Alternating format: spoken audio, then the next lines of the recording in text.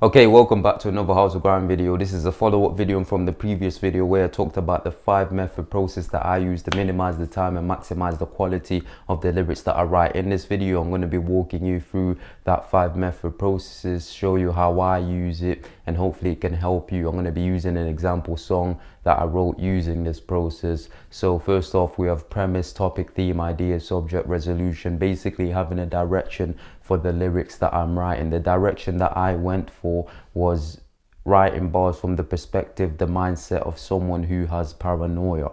This is still number one. So the way I think through topics is, if I'm writing a few songs, I'm going to break it up verse by verse. So verse one, I talked about the physical symptoms of paranoia, of how it might feel, you know, when you're going through a paranoid mind state.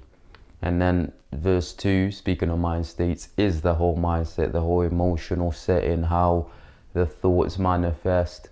And verse 3 was solution, so how to work past the paranoia, gaining clarity, calming down, and all these things. So that's how I wrote it, that's how I broke down the verses. And then the hook, I just wrote down summarize. So summarize what paranoia makes you feel like in a couple of words, and that will be the hook. Obviously, each verse contained elements of each one of these things. So verse 1 wasn't the only verse where I talked about the physical symptoms, and verse 2 wasn't the only verse where I talked about the thoughts and the psychology of having a paranoid mindset, and verse 3 wasn't the only verse where I talked about some solutions. There were some lines that interchanged between each one of these verses, so that might happen, but that's what I wrote down for the topic, for the theme, to get myself started. And number 2, the second thing about the process, I like to tell myself, don't worry about the rhyme scheme. Luckily, I'd already scattered like a rhythm for this verse, for this song that I was writing. I already have an idea of how I wanted the cadence, the flow to sound, so the rhyme scheme was pretty irrelevant. The song was still going to sound good regardless of what rhyme scheme I use, so I didn't have to worry about that. I just started writing. I've already got the topic, and this is verse 1. I've got physical symptoms, so I started with verse 1 before I even wrote the hook.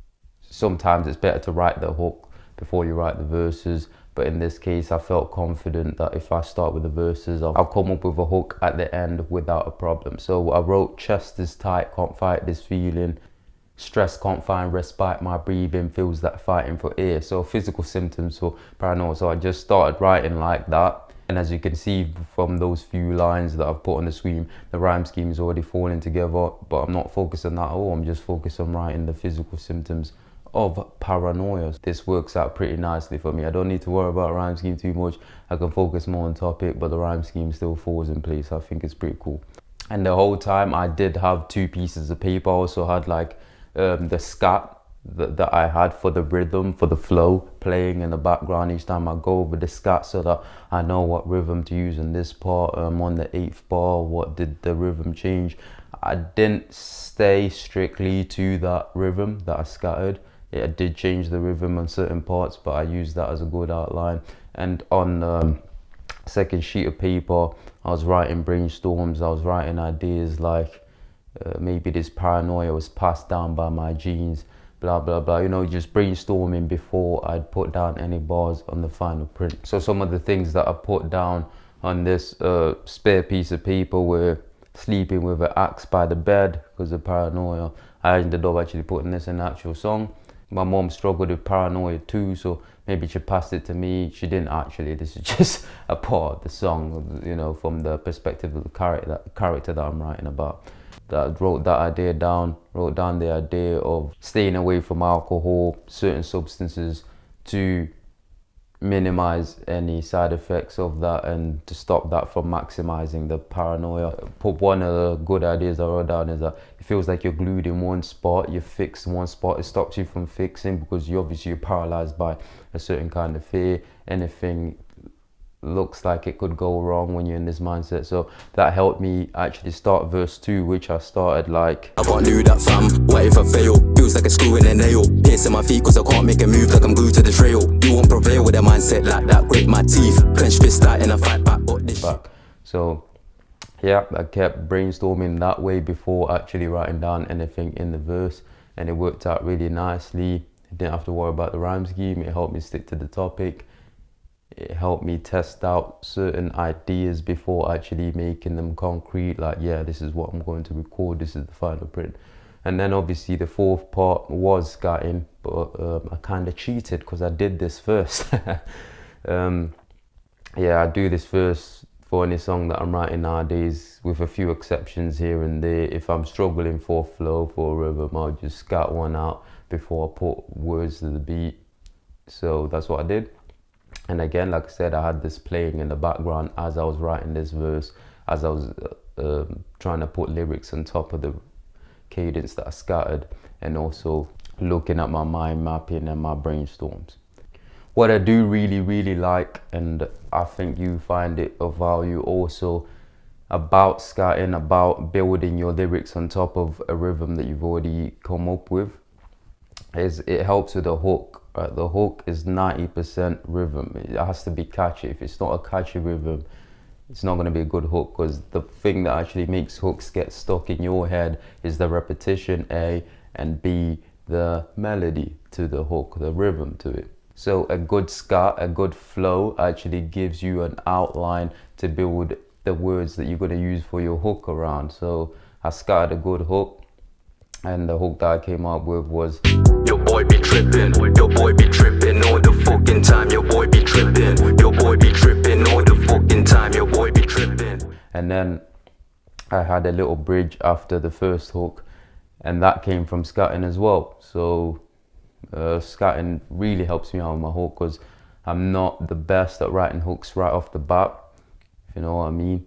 Because like I said, the meaty part of the hook is the melodies, the catchy part. Yeah, I can write words to a hook all day, because I write words to verses all the time, bars, lyrics, all that stuff. But if the melody is not good, then the hook just won't land, if you know what I mean. So this fourth part of getting a good scat out of yourself, building a good rhythm, is really important for the hook.